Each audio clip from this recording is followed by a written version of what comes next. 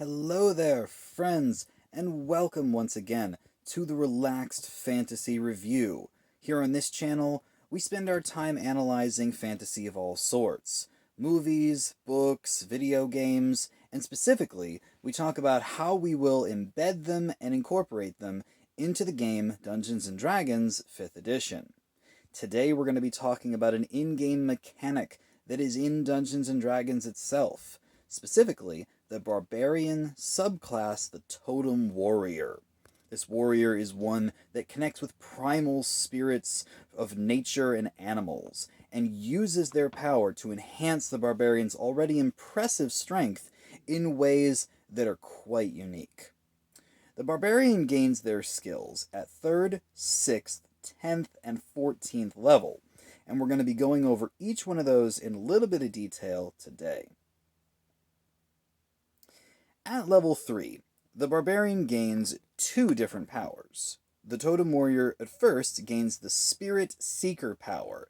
This means that they can cast Beast Sense and Speak with Animals as ritual spells. So they don't gain spell slots, but they do gain these two spells that they can cast over a 10-minute period.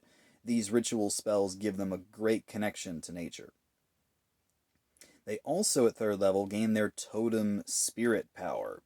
Now, this power has 3 different forms, and you must choose which one you want when you gain the power.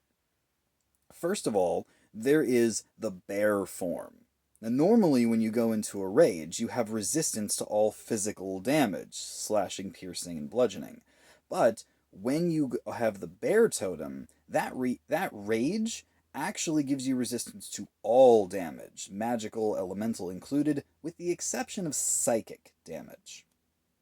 If you choose the Eagle Totem Spirit, it actually means that opportunity attacks against you while you're raging have disadvantage, and you can dash as a bonus action. This gives you a great ability to jump around the battlefield and have a much lower chance of getting hit while you do so.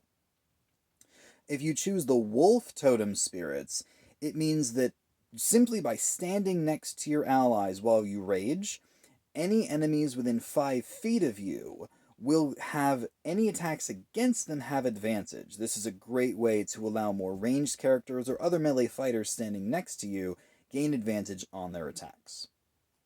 Now at 6th level, you gain a power called Aspect of the Beast. And once again, you have 3 different beasts you can choose, and you must choose at level 6. Now you can again choose the Bear. This gives you double carrying capacity and advantage on your strength checks to do physical things such as push, pull, or lift. If you choose the Eagle aspect of the beast, you will be able to see 1 mile with the same amount of difficulty you could see 100 yards. And dim light does not impede any perception checks that you have, so you have supervision. If you choose the aspect of the beast, the Wolf, then you'll be able to move stealthily while you move at a normal pace, and you'll be able to track creatures while you move at a fast pace, making you a wonderful tracker.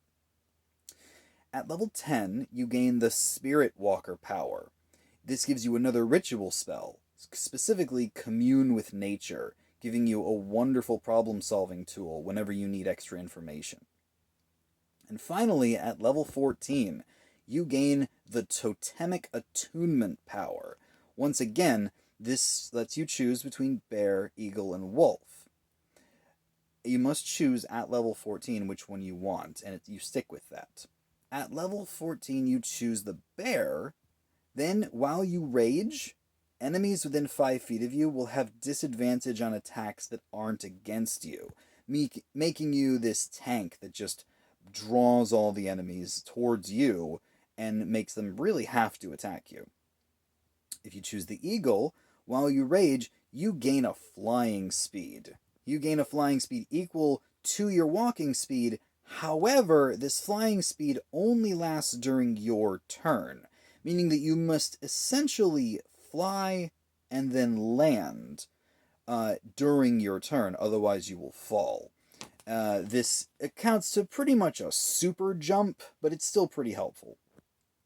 Or you can choose the Wolf Totemic Attunement.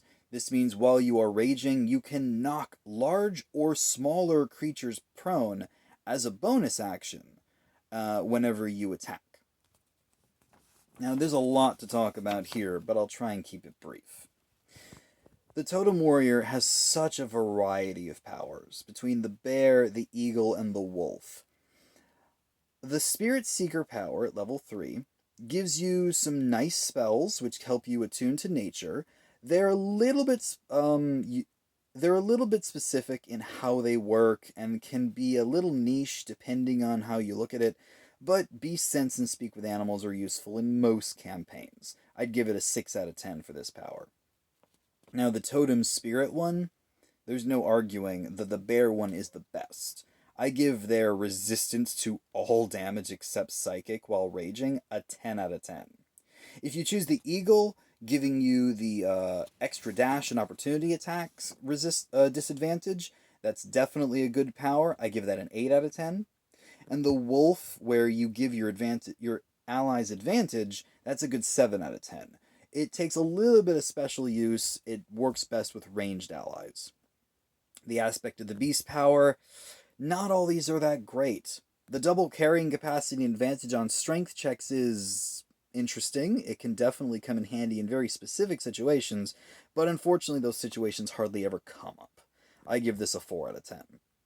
The eagle version, where you can see a mile with no difficulty, also interesting.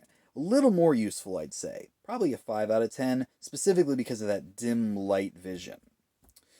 As far as the wolf, being able to track and move stealthy as you travel is again one of those campaign mechanics which may come up a few times, but it's rare.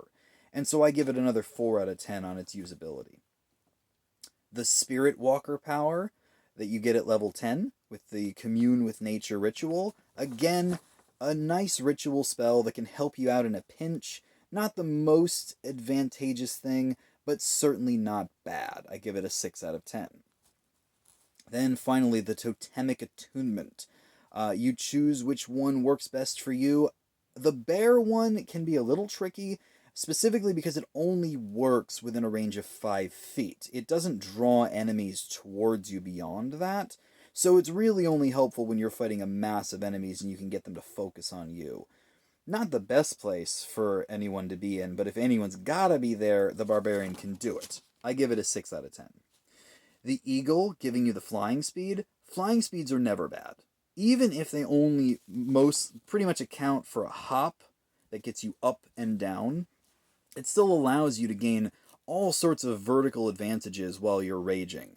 And if you can land on something like a tree or a wall, then there's nothing wrong with using all of your speed to gain vertical advantage. I give this an 8 out of 10. Also, the Wolf Totemic Attunement, knocking enemies prone, can be really helpful. It's a very understated power, since it gives you advantage on all follow-up attacks, and it gives advantage to your allies until the enemy jumps back up, using up some of their speed in the process. I give this another 8 out of 10. After crunching all the numbers, the Totem Warrior is a pretty good barbarian. Overall, a 7 out of 10. It is definitely the better of the two barbarians presented in the player's handbook, and it has a whole bunch of versatility, allowing you to choose whatever totem path at each level works best for you. You don't have to lock in to bear, eagle, or wolf. You can change it up each time you get these powers at 3rd, 6th, and 14th level. Overall, a good choice, and definitely something that will bring a lot of versatility to the party. This has been the Relaxed Fantasy Review. Thank you for listening while I talk about the Totem Warrior Barbarian. Please like and subscribe to the channel if you enjoyed hearing me talk about D&D, and there will be more content coming out soon. Have a good one, everyone.